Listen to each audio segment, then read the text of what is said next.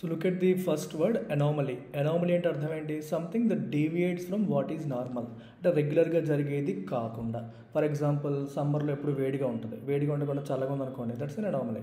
Winter అంటే చల్లగా ఉంటుంది, చల్లగా ఉండకుండా విపరీతమైన హాట్ టెంపరేచర్ నమోదైంది అనుకోండి, దట్ ఈజ్ అన్ అనామలీ. రోజు స్కూల్కి వచ్చేవాడు టైంకి వచ్చేవాడు లేట్గా వచ్చాడు అనుకోండి, దట్స్ అన్ అనామలీ. ఎప్పుడు టాపర్ అయ్యేవాడు ఫెయిల్ అయ్యాడు అనుకోండి, దట్స్ అన్ అనామలీ. ఇలాంటివి అనమాట. The sudden drop in temperature in summer was an anomaly. అర్థమవుతుందో? రెగ్యులర్గా జరిగేది కాకుండా వేరేగా జరిగితే దాన్ని మనం అనామలీ అంటాం. ఎపథెటిక్.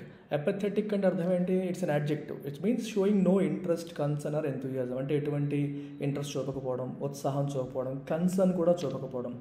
మీది చాలా ఇంట్రెస్టింగ్ వర్డ్ ఇది.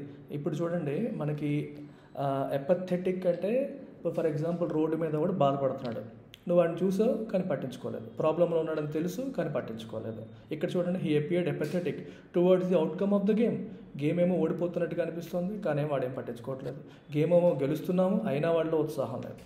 అంటే ఎటువంటి ఎమోషన్ లేకుండా, ఎటువంటి ఇంట్రెస్ట్ లేకుండా, ఎటువంటి రెస్పాన్స్ లేకుండా, ఎటువంటి ఈ ఉత్సాహం నిరుత్సాహం ఏది ఉండదన్నమాట. Showing no concern. కష్టంలో ఉన్న, బాధలో ఉన్న, ఆనందంలో ఉన్న, దేంట్లో ఉన్న రెస్పాన్స్ మనం ఇవ్వకపోవడం అనమాట. అలాంటి దాన్ని మనం ఎపథెటిక్ యాటిట్యూడ్ అంటాం. యాంటీపతి అంటారు. యాంటీపతి అంటే మనకి శత్రుత్వం లేదా హేట్రెడ్, నెగిటివ్ ఫీలింగ్. యాంటీపతి అంటే నెగిటివ్ ఫీలింగ్. ఎంపతి, సింపతి అనేవి పాజిటివ్ వర్డ్స్. సింపతి తెలుసు కదా, దయ. ఎంపతి అంటే వాళ్ళ పొజిషన్లో మనం ఉండి ఆలోచించుకోవడం. సో ఇవన్నీ పాజిటివ్ వర్డ్స్. యాంటీపతి అంటే హేట్రెడ్. ఎపథెటిక్ అంటే నో ఎమోషన్. కొన్ని రెండు ఏమో positive, sympathy empathy positive, antipathy negative, apathy kind of neutral. కానీ కొన్ని సందర్భాల్లో యాక్షన్ తీసుకోవాలి, రెస్పాన్స్ ఇవ్వాలనుకున్నప్పుడు కూడా ఇవ్వకపోవడం. సో న్యూట్రల్గా ఉండడం కూడా అక్కడ నెగిటివ్గా కనిపిస్తుంది. ఇప్పుడు వాడు కష్టంలో ఉన్నాడు, నువ్వు వాడిని తిట్టట్లేదు, కొట్టట్లేదు, కానీ పట్టించుకోకపోవడం కూడా అక్కడ నెగిటివ్గా కనిపిస్తుంది. So that is apathetic, showing no concern, no enthusiasm, అలా అనమాట. ఆర్బిటర్. ఆర్బిటర్ అంటే మీనింగ్ ఏంటి? It's a noun, a person who settles a dispute. డిస్ప్యూట్ని సెటిల్ చేసేవాడిని ఆర్బిటర్ అంటారు. సో ఆ ప్రాసెస్ని ఆర్బిట్రేషన్ అంటాం.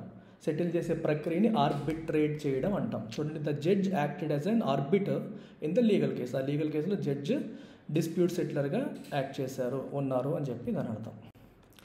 ఎసెండ్ అంటే మీనింగ్ టు గో అప్, పైకి వెళ్ళడం, కెరియర్లో పైకి వెళ్ళడం. He has ascended very quickly in his career. కెరియర్లో చాలా తొందరగా. సో ఎంట్రీ లెవెల్లో స్టార్ట్ అయ్యి 5 yearsకి ప్రమోషన్ వచ్చేసింది, నెక్స్ట్ 5 yearsకి టాప్ పొజిషన్కి వచ్చేసాడు, ఎసెండ్ అయ్యారు అంటాం.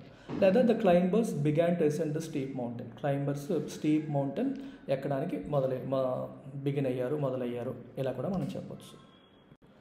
అడాషియస్. అడాషియస్ అనేది అడ్జెక్టివ్. దీని మీనింగ్ ఏంటంటే showing willingness to take risk. అంటే రిస్కులు తీసుకోవడానికి వీళ్ళు వెనుకాడరు, దేనికైనా ముందుకి బోల్డ్గా ఉంటారు, వెనుకాడని వాళ్ళు.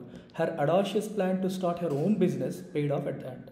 జాబ్ చేస్తున్న ఆవిడ జాబ్ వదిలేసి కొత్త బిజినెస్ పెట్టింది. అందరూ ఏంటి ఎంత రిస్క్ చేస్తుంది. ఇప్పుడు నేను కూడా అంతే కదా, జాబ్ చేసేవాడిని, మంచి శాలరీ ఉండేది, but I quit and started my own business. అప్పుడు అందరూ అలాగే చూసారు, చాలా అడాషియస్గా ఉన్నాడు రా వీడు అనుకున్నారు. సో రిస్కులు తీసుకోవడానికి వెనుకడుగు వేయకపోవడం అడాషియస్నెస్. లైఫ్లో ఏ విషయంలో కానీ భయపడకుండా ధైర్యంగా ముందుకు వెళ్ళడం, అలాంటిది మనం ఇక్కడ తీసుకోవచ్చు. Finally it paid of. So that's it. Take care. And మీకు నచ్చితే లైక్ చేయండి. అండ్ మీరు కూడా ఈ 5 పదాలతో ఓన్ సెంటెన్సెస్ ఫ్రేమ్ చేసి కామెంట్ సెక్షన్లో పెట్టండి. అండ్ నలుగురితో షేర్ చేయండి. చాలా చాలా ప్రెస్టీజియస్గా చేస్తున్న ఇనిషియేటివ్ మీ అందరికీ ఉపయోగపడుతుందని మీకు అలా అనిపించిందంటే ఖచ్చితంగా మీరు నలుగురితో షేర్ చేయండి, లైక్ చేయండి. ఎందుకంటే మీ ఎంకరేజ్మెంటే నన్ను ఇంకా కంటిన్యూ అయ్యేలా చేస్తుంది. Take care.